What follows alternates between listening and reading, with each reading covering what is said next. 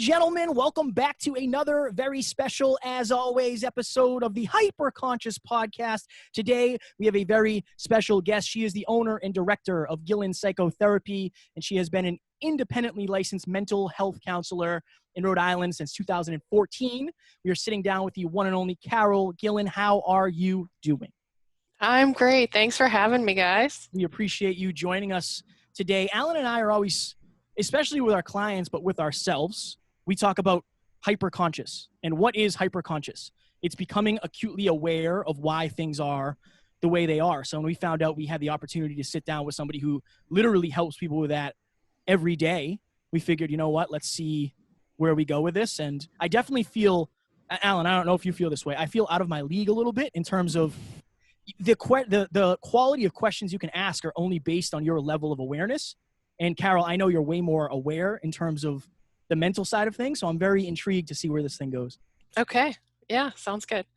You want to get it rolling, Alan? Yeah, so let's provide some context here. So I met Carol with a mutual friend.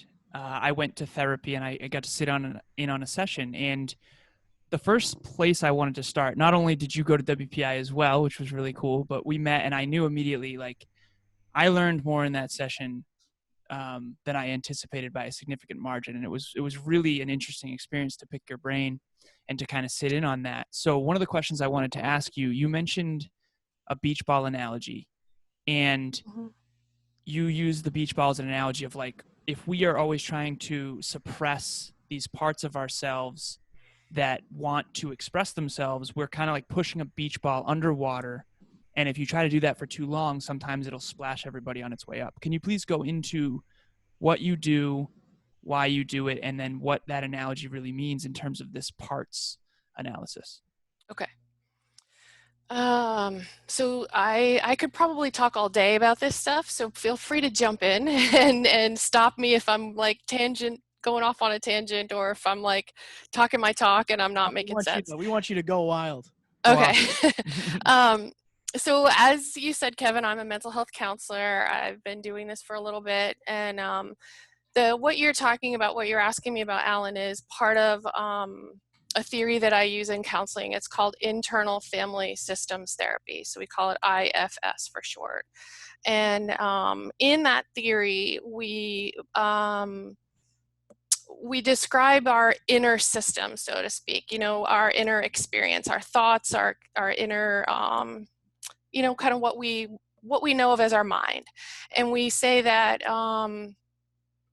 we have different parts of ourselves. So that beach ball analogy that you were saying that I explained that day when we met, Alan, was that when we have, like you said, we have different parts of ourselves that we try to suppress. So for example, if I have a part of me that wants to eat too much or wants to drink too much or do certain things, and if I try to suppress that and hold that back, I'm successful for a period, but at times it gets exhausting, and at times we get overwhelmed with that, and those parts do eventually express themselves, and so that I'm just kind of thinking, like, I could go in a million different directions on this. So basically kind of that's what you're saying. So would you like me to go into a little more about what IFS is, that theory? Please. Yes. Okay.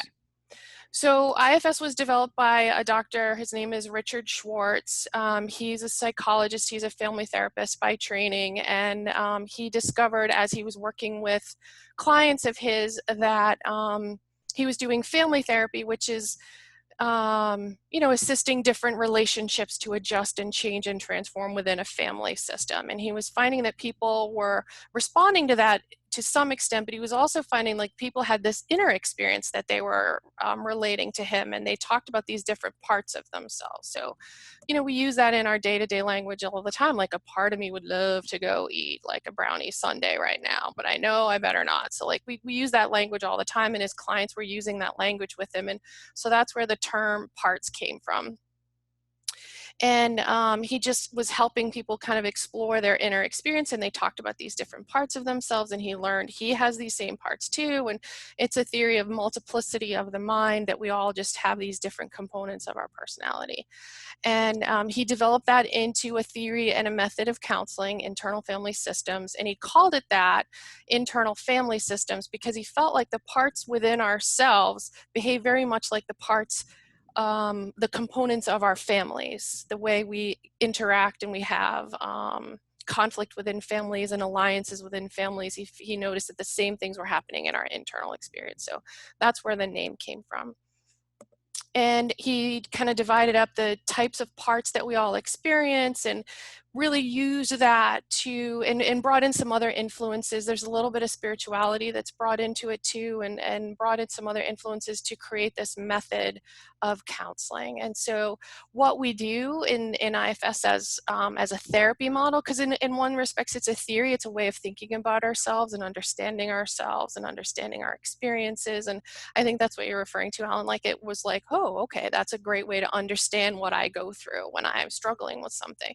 Right. So there's that, and then there's the way we apply it in therapy. And in therapy, we really just assist people to get to know their parts, and to, like you said, kind of embrace them versus try to distract from them and push them down and restrict them. So we assist people to get to know their parts. And then there's some different steps in the therapy method that we use to try to help people really kind of heal from some of the trauma that they've experienced. Carol, when we're talking about Yeah. trauma, Mhm.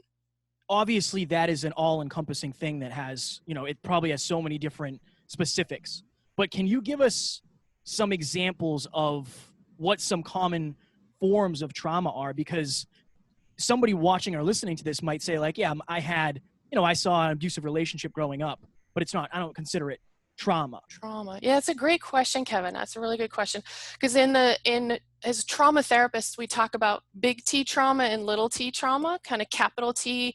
That's the trauma that I think most people would say, oh, that was a traumatic experience. People that have been in the military, first responders, there's a lot of trauma happening right now with the COVID crisis. Those would be the big T traumas. But there are a lot of little t traumas that we all experience throughout our lives, which would be witnessing an abusive relationship as a child, being in an abusive relationship that may have been like, oh, well, it wasn't real abuse, but it was an abusive relationship. It was emotional abuse. It was mental and intellectual abuse. So yeah, it's a good question. So when I say trauma, I mean like run the gamut from anything from something, we would all agree is significant trauma, to more of the day-to-day stuff of maybe I was bullied, or maybe I had, a difficult experience in a relationship that wouldn't be, big T trauma. Do you feel that, and again, not, blanket statementing, what a tough word, but I mean, Alan and I have spoken to a lot of people between coaching clients, podcasts, guests, just friends, speeches, all of that. I don't think I've ever met somebody who doesn't have some form of trauma. So how do you, I guess not explain, but how do you know why people react differently to different traumas? And like, some people, it doesn't seem to bother them that much. Are they just better at suppressing it? Or does it have a divorce for somebody at the age of 5 for one person might be completely different than somebody else at the age of 5. So what does that get attributed to? Yeah, as to how we all respond differently. I don't know that there's a good answer to that.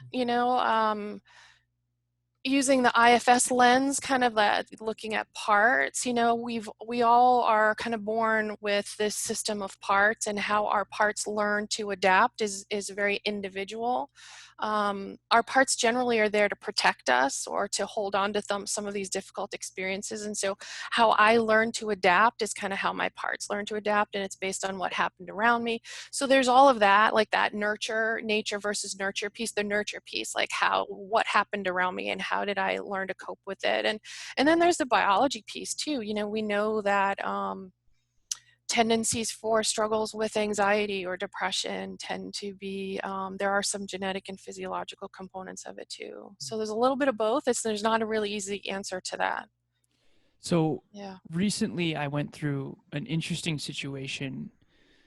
And I won't go into too much detail of the actual story, but long story short is that I unawareingly, that's not a word. Right. We're just making it. We're making up words today.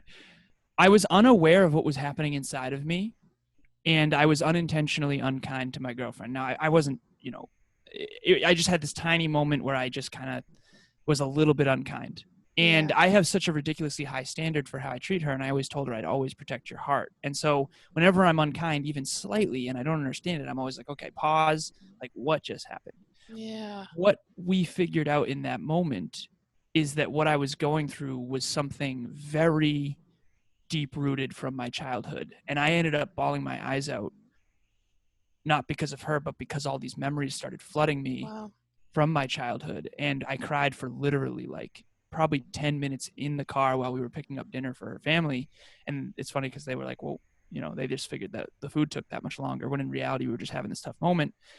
And I realized that it had nothing to do with her. It had absolutely nothing to do with her. And I didn't know, once I figured out why I was feeling the way I was feeling and got to cry it out, it's like this whole new perspective opened up to me, to where I kind of knew now, like, it's a weird feeling. I don't know how to describe it, but I felt like this will never own me again.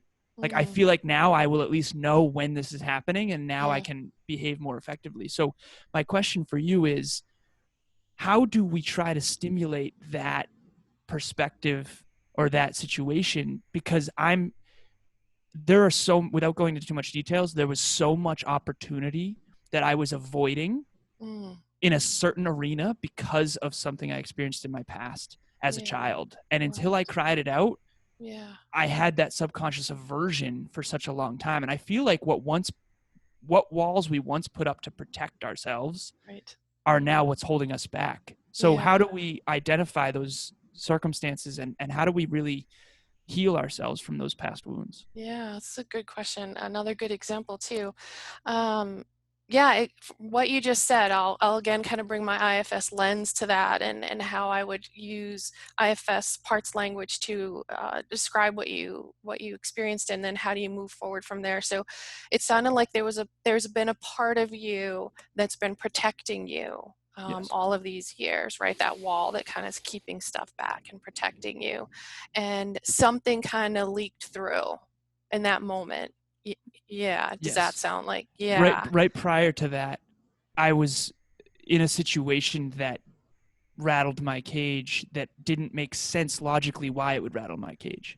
And it was like, I'm trying not to go into too much detail here, but basically one of the relationships that I'm building right now I realize is very similar to something I grew up with. That was not a pleasant experience. And so hopefully that answers your question without So and if we speak in more general terms, right? So we all have our methods of protecting ourselves, protecting our heart, right? And there was that wall that was protecting you, and an experience happened for you that brought up something from when you were younger. Very much. And what we would do if you were my client and we were working through this using IFS, the first step is we get to know this protective system, right? The ways that you're protecting yourself. And as we do that, it becomes more clear of what you're protecting. What are those experiences that you've carried? What are the fears and the worries that you carry? Any shame and vulnerability that's there? That protective system is really, that's the purpose, is protecting all of that. So we help you work through and get to understand that protective system and appreciate that it's protecting you for a good reason, has a positive intention in how it's protecting you. And then what we would do as we're getting to know that protective system and you're noticing a little more trust and shifting in your inner system, we go to those more vulnerable parts of ourselves. So there's 3 types of parts that we categorize in IFS. And the vulnerable parts of ourselves, we call them exiles, because those are the parts of ourselves that we tend to exile internally, right? They carry our pain, our shame, our vulnerability, all of that kind of stuff that we really don't want to have to experience in a day-to-day setting, because it's overwhelming and it doesn't allow us to function. So there's a method for us to go to those vulnerable parts that are carrying that pain and that shame and help them to let go. And it sounds like that's what you did when you were with her in that moment, is you really just allowed that part of you that was carrying that was kind of protected, almost like it was that beach ball, right? Held underground. Don't go to those experiences. They're too difficult. They're going to overwhelm you. They kind of came up and you were able to be with those parts of you and witness what they went through. And you had such a great person there with you to share that experience and be supportive of you and just let you witness it and witness it with you.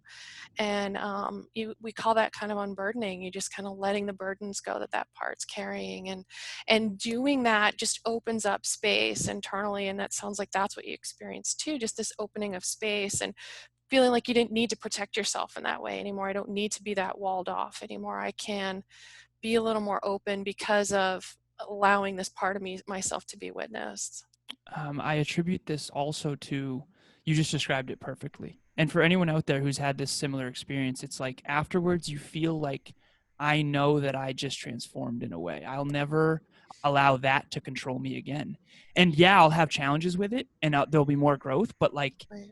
I have crossed the chasm of that holding me back now, because now I'm aware of it. And I attribute this to Emilia, my girlfriend. Like, she was so loving in that moment, even though I was unintentionally unkind, that I think it let me kind of like let go of it. Yeah. Whereas in the past, I was never loved in those moments, Right. especially It didn't feel regarding safe. this. It didn't feel safe at all. Mhm. And with her, it felt so safe. And so I think that's something that not only I've witnessed her doing with me, we're kind of healing each other in these really incredible ways. Mhm. But I noticed you did this with my mutual friend during the session. Mhm. Of she had a part that, kind of came up and protected her, and you just held space. Can you talk about the value of holding space and why you do that for our listeners? Yeah. So in the example that you're talking about, and it sounds like what your girlfriend was doing with you too, is just being, holding space, just being a safe, supportive person who's not pushing and doesn't have an agenda. And, as your therapist, as a therapist, my agenda is always to support someone and assist them. And, but part of supporting and assisting sometimes means just holding space and being there and not pushing and not having an agenda of where the person needs to go and what needs to be talked about and what needs to be focused on. And what that allows when we just are there and we hold space and we have no agenda, it just allows whatever you need to do to unfold in a way you need it to unfold. And it also kind of disarms some of the protection, right? There's no need to protect and fight and push against anymore because they're not getting the resistance. Like, you weren't getting any resistance from your girlfriend, or, my clients, they don't get that resistance from me. They can just kind of be. So it allows things to progress. When we're not battling anymore, when one person kind of steps away, it can allow the other one to move forward. Is there another way to not facilitate, but to encourage vulnerability? Because I know a lot of people I've talked to say, like, I mean, at the end of the day, how much of the responsibility of the person coming to you is there for them to be open, honest, vulnerable? Because obviously it's your job to listen and then redirect and, get them to understand, like, that's not reality. That's just your conditioning. But how much of that is based on them constantly showing up and being open and vulnerable? I think Alan and I are pretty good at being vulnerable because we've done it for 350 episodes. But somebody who's never spoken to a stranger, or they get to know you, but like somebody that, you're building that trust with, how much of the responsibility is on them to really kind of try to get out of their comfort zone? That must be a really fine line to walk for you. Yeah, you're right. I often say that when we show up as a client into therapy, there's obviously a part of us that brought us in the door, right? So I'll name that. Like, there's a part of you that brought you here. There's a part of you that wants to work through this, that wants things to improve for you. And clearly there's another part that's a little resistant to this and that doesn't trust and that's very hesitant. I just name them both and kind of, it's kind of about naming, and as IFS therapists, we call ourselves parts detectors. It's just kind of detecting what parts are coming up for a person. So there's clearly a part that brought you in here, clearly a part that says you want to work on something. And I get that there's these other parts that are resistant, and we just kind of name it and allow it to flow. And like I said, if I don't have an agenda and don't push, it will just kind of go where it needs to go. So one of the things that I wanted to ask you as well is these parts are protecting us, and trust, as Kevin mentioned, as you've already alluded to, is like such an important piece. And the question that I'm so curious about is like, for me, for example, I had no idea that that was holding me back prior. And like now it's so obvious that like that protective part, yeah, it was protecting me, but it was also holding me back from so much growth in a specific arena. Right. And I realize that I'm being vague, but I feel like this is a thing that everyone goes through. I didn't even know that that was an ithue for me. So how do we identify that in advance and then proactively work on it when we're not even sure? Like I had memories coming to me that I didn't even know I had. Right. And that's why the tears were flowing. I mean, I've had a few moments in the last 5 years where I was overwhelmed with tears of like, and I realized after that that was like a cleansing of like me stepping into this new version of myself. How do we know that we need that before ever experiencing it? Yeah, that's a tough one to answer too. You guys have good questions. I'm thinking of a couple of things. So if I lose track of your question, Alan, bring me back. But there was something that I wanted to say at the start of your question, and kind of coming back to the example that you used, because often our protectors, they have this mission, right? So there's a part of you that was protecting you, maybe from feeling vulnerable, or from accessing pain, or from being in another painful situation. So we'll just kind of maybe name it in that way, right? A part was protecting you from feeling pain or being back in a painful situation. Right. And often our protectors go on this mission and of protecting us, and what they don't realize, our parts don't realize, is they're actually achieving the opposite of their goal, right? They're trying to protect you, keep you safe, and what they're doing is really holding you back, or putting you into a destructive pattern of some kind, right? Causing something else to happen that brings in more pain. So our parts don't realize that they're doing this. So that's kind of sounds like what happened for you, right? You recognize that there was a part doing this, protecting you in this way. You were able to go to that painful part that was holding those painful things. There was that unburdening that just happened spontaneously. And now this part that was protecting you in this way realizes it doesn't need to do that for you anymore. It's shifted, it's transformed. It's not holding you from doing the things that you really want to do. And I actually feel that. Like I actually feel like it was released. Like I'm not as, now I'm in control of it. Does it ever go away fully? Like, So, will that ever manifest again? Or is it now like it's got a weaker hold? Like, how does that work? Yeah, so we assume, it's a good question, lots of good questions. We assume that all parts have a positive intention. Right. So even though a part can be doing something really destructive, like getting us into substances or getting us doing risky behaviors, we assume that that part has a positive intention, that it was doing that in the way it knew how to do to protect us. So once a part realizes that it doesn't need to do that anymore, that protective part that we're talking about for you, Alan, it doesn't need to do that anymore. Parts can just kind of shift and transform. So they don't go away. They just kind of shift their role. Like maybe they just go way into the background and you never really are aware of them anymore. Maybe they shift into a different way of protecting you. So they don't ever really go away. What can we talk? Them? Oh, go ahead, Kev. I was just going to say I was on a call with a client today, and we're actually really good friends. So she's unbelievably open and vulnerable. And we just kind of like dug into a lot of her stuff. And she was having all these things come up. Like she said, I thought I got rid of that. I thought I was over that. And I think it's because she's growing so much, like at an exponential rate. She's constantly learning, growing, evolving. But what causes that trauma to pop up and for you to be triggered by it you kind of explained it with Alan, but like, is it a stress response? Is it an overwhelm response? Is it an insecure response? Does something specific have to happen, or can it just like come? A little bit of all of the above.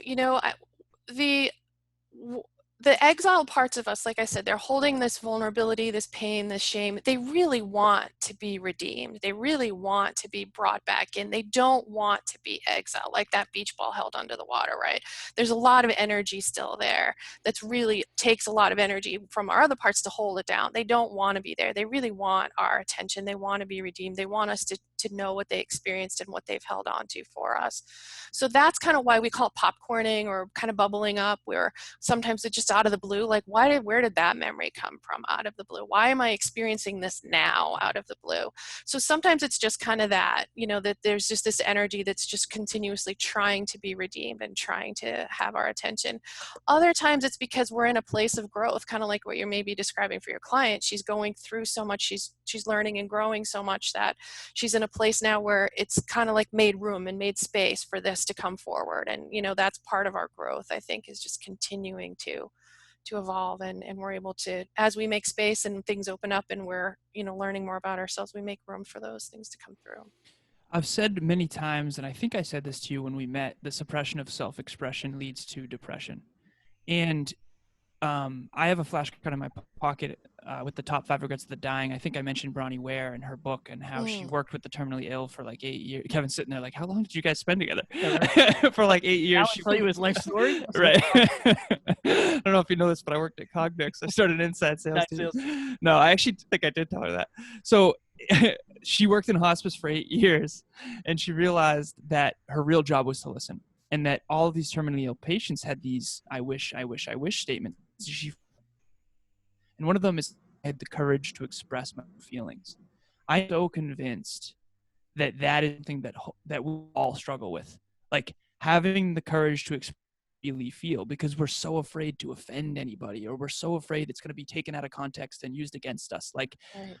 And even just now on this very call, I was afraid to say the truth of that moment because of who might hear it, right? And have it taken out of context. So how do we live a life true to ourselves and have the courage to express our truth to ourselves, knowing that when we've done that in the past, especially as kids, we got laughed at or ridiculed or hurt? Right. How can we really start to like shift that? Yeah. Well, and I think of a few things in response to that. I know you guys know Brené Brown too, right? Mm-hmm. She talks about that there's no vulnerability without courage, but she also talks about how you don't just be vulnerable with everybody. Like you choose who you share your most intimate and feelings with and thoughts with. And so I think there's some we need to bring that in too, right? Because there's these parts of ourselves that are so needing for redemption and for witnessing, really from us. Like they really need us to stop ignoring and stop push for the parts that keep pushing them down. But it's also really powerful when we're witnessed by someone else, like what happened for you, Alan, with your girlfriend. And so I think, it's, we have to be careful, because there, who do we truly be vulnerable with? I think we do have to really be careful about that. How do you know when it's safe to do that? What are some indicators for our listeners, like if they want to really start opening up? Because Kevin and I can attest to this, like he said, like we've really, with each other and with our significant others, we've really started to dive deep into this vulnerability thing. Yeah. And I think we have a mission that kind of forces us to do that in a way, because if we can't capture someone's heart, they won't listen to our mind. But for those of you out there, those of our listeners out there who don't have this huge mission that requires them to be open, honest, and vulnerable, how can they start to like do this in a way that's, like you said, choosing wisely who to do that with? Yeah. I would, what we say in IFS is check inside and ask your inner system, does this feel safe here? Does this person feel safe? Because we have those safety detectors within us, what feels safe, where can I feel, what feels okay to be vulnerable about right here. Yeah. Checking inside. How do you measure progress? So in terms of, for the hour you're with a client, that's a 24th of their day, right? And then you might see them once a week. How do you measure progress from, okay, this was last session. Like, what is the homework or the reframe for them to practice when they're not with you? Because that's got to be equally as important as what you talk about in session, right? Yeah. So We don't generally give homework as IFS therapists. The homework is really just checking in with your parts. So as we're creating, say we're working with a protective part of you that really wants to keep you, driven and working hard, and we're just starting to get to know that part. The homework might be just how can you keep checking in with that part every day? And, we would flesh out that part for you a little bit. How do you experience it? How do you get to know it? And then, okay, now you have a sense of the part. Just checking in with that part every day would be the homework. And sensing growth, it's kind of it's person to person. As a therapist, I'm supposed to be doing measurable goals with you, and so there might be goals that we would have that would be measurable, so we could assess your progress as far as your treatment. But in IFS, the progress is really just about how are you feeling. Like Alan described, you felt more open and lighter, and like you were able to move forward. That's what kind of progress I would be looking for. So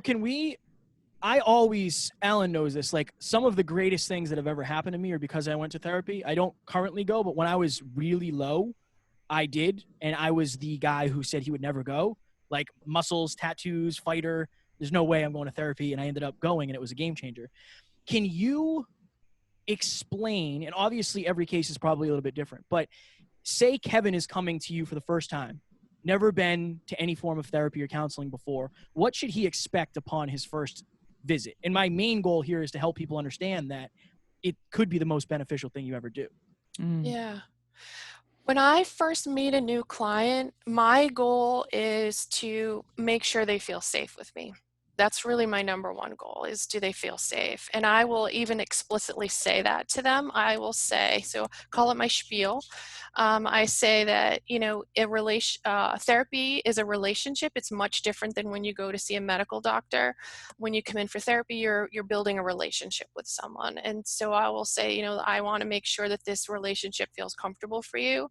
And not just because, that's, what feels right. It's because research supports that. So there's been research into what makes therapy effective from the client's point of view.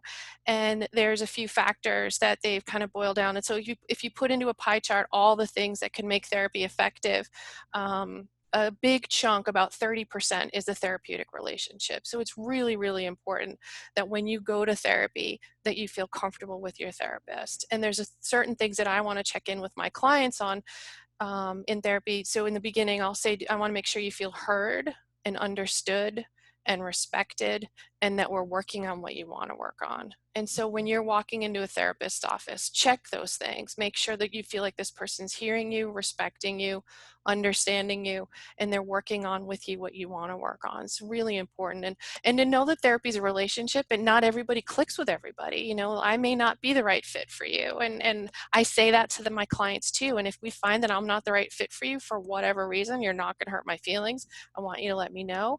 Maybe there's something I can adjust. If there's not something that I can adjust, then I want to help you find someone who's a better fit for you. How do you know? Like somebody who's never been, right? They might be uncomfortable. I mean, I'm sure they're going to be a little bit uncomfortable. Right. You're right. How do they know maybe the normal discomfort versus like, I just don't feel like this is somebody that even long-term I'd be able to open up? Yeah, that's tough to really say, because I know everyone is different, but I would say give it a little bit, go a few times. But if you really, like checking in with that inner protective system, does this feel safe for me? And if it doesn't, it doesn't. And you got to honor that and know that there is someone else out there that will feel safe for you. So if I'm not the right fit, there will be another therapist that will be the right fit for you. So I have two things. I got super excited when you started talking about percentages and pie charts. So what else That's is my in engineer that pie part. chart? Yeah, right. Exactly. So the 30% you said was the therapeutic relationship. What are the other parts of that pie chart from the client's point of view? And then the second question I'll get into after. All right. So the other things are all the things that you as a client bring in to the therapy.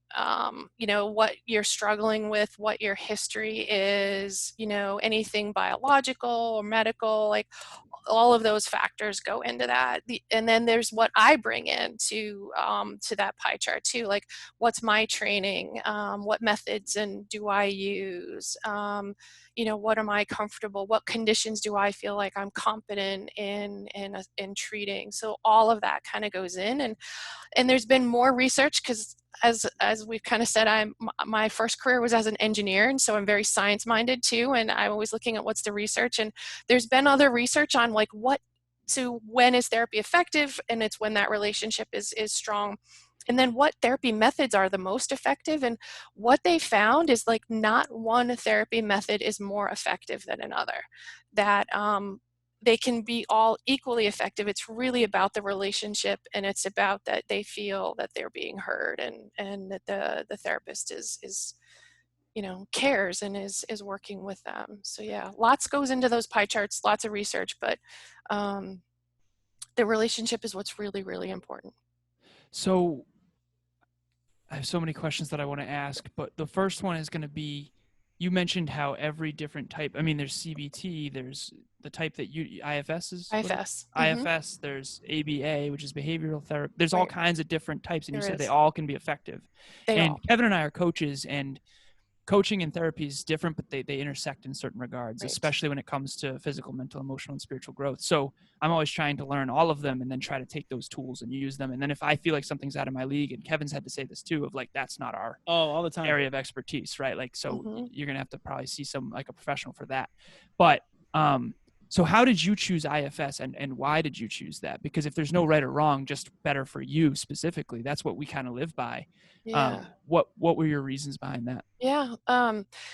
So I was so prior to learning IFS, I had done a lot of CBT, as you mentioned, cognitive behavioral therapy. And most therapists have been trained in cognitive behavioral therapy and use that. And I still use CBT in a lot of my work. But most of my training was CBT. And I was working at an agency where there were several therapists that were trained in IFS. And in our team meetings where we all get together as a team, and one person will present a case and the rest of the therapists will kind of give some feedback on the case, IFS concepts kept coming up. And I asked a coworker there, if she could, just tell me, what is IFS? Like, tell me a little more about that. And she said, it changed my life. And I was like, you mean it changed how you do your work as a therapist? And she was like, no, it changed my life. And I was like, okay, like, tell me more. I want to know way more about this. So I looked it up on the web, and I bought the books, and I signed up for the training. And I have to say, at this point, it has changed my life. And I think what drew me in was what I was finding with my clients and with my own growth, right? Because obviously you guys are talking about your own growth. We're always growing.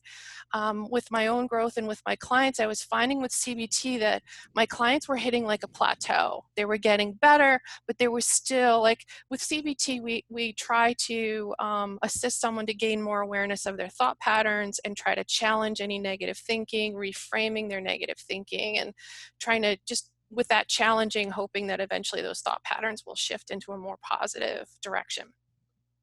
So I was finding my clients would be like, yeah, I know I'm thinking that, but I wish I could stop, or I know that that's what's coming up for me, but I just feel like I can't stop. For whatever reason. And so I found with learning IFS and then starting it with my clients, particularly with clients who've experienced trauma, coming back to trauma, it felt like this was something that was helping clients to transform and heal, really, versus just, finding a way to cope. This felt like it was transforming and healing for them. How did you go from an engineer to where you are today? Yeah. We probably should have asked that first. At the beginning? You knew it was coming. Yeah, well, because I usually would have probably started with that, but we started just hammering, and it's been so slow. But then it's like, how did that happen? Because that's almost like the polar opposite. I know. So, Alan and I were talking about this on the phone when I learned that he also went to WPI, and I saw one of his interviews, how people encourage him, like, oh, you're good in math and science, you should be an engineer. And so that was my story. You're good in math and science, you should be an engineer. Okay, oh, yeah. I'm young, I don't know what I'm doing. Sure, sounds good. Right. So my engineering degree is civil engineering, and at that time, back then, there was not a separate degree for environmental engineering, so I'm civil with the concentration of environmental. And I did that work for 8 years, and it was about 6 or 7 years into that where I was kind of like, I want to do something different. I really don't know what I want to do. And I'd always, always, always had an interest in psychology. And if there was psychology offered at WPI at the time, I would have taken it and Mm-hmm. probably shifted careers. It just wasn't offered back then. Right. In the humanities department, I took philosophy, like the closest thing you could get to psychology was Right. So it was just always an interest of mine, and it just, I know where I was young, I didn't know what I was doing, and kind of got directed by, oh, money, math, science, sure, I can do Right.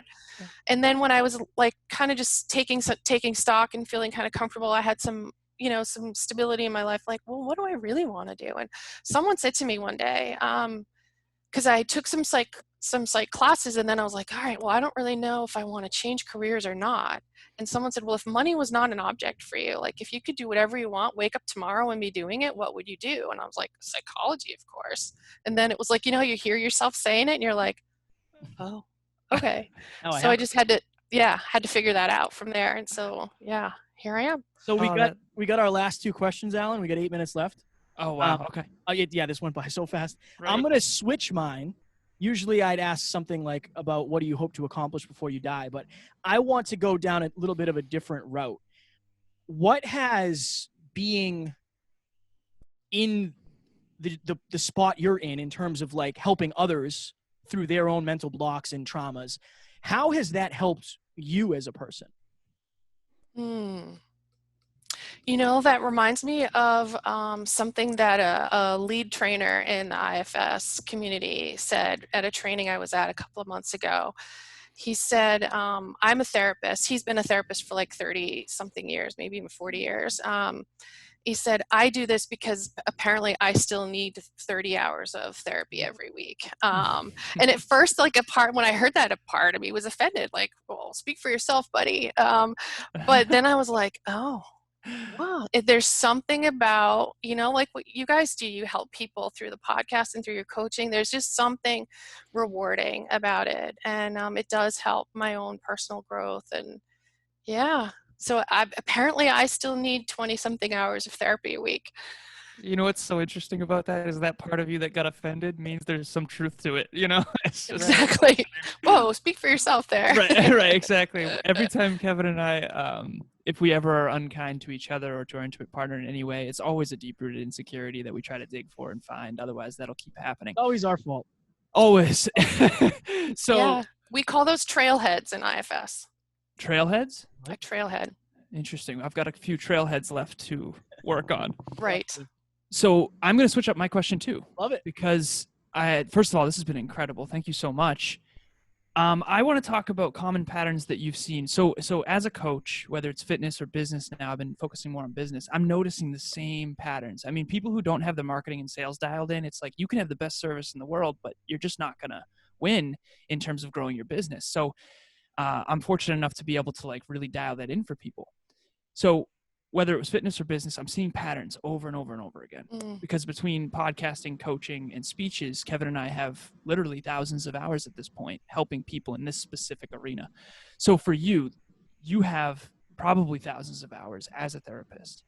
Human beings are all unique in many ways, but we do have common patterns. What are the most common patterns that you've found, and what can you help our listeners do to identify them and maybe work on them? Yeah. So again, I'm going to use an IFS lens to answer that question because IFS really helped me understand my own patterns, and it helps me understand the patterns that I see in others. So in IFS, I know I talked about the different types of parts, and I mentioned the exile parts. Those are our parts that carry that pain and vulnerability. We also have manager parts that are very kind of proactive, never again is their mantra. I'm going to be better. I'm going to do better. I'm going to do this. I'm going to do that. And then we have firefighter parts, we call them. There are more reactive parts. They're the more, the ones that respond when they're noticing pain bubbling up or noticing something in the environment that's coming in that might be painful or hurtful for us. They react. So I see those patterns now whenever I see anything that anyone is struggling with. I see that there's some pain or vulnerability there. I see that the person is reacting in response to either their own pain coming up or possible pain coming in.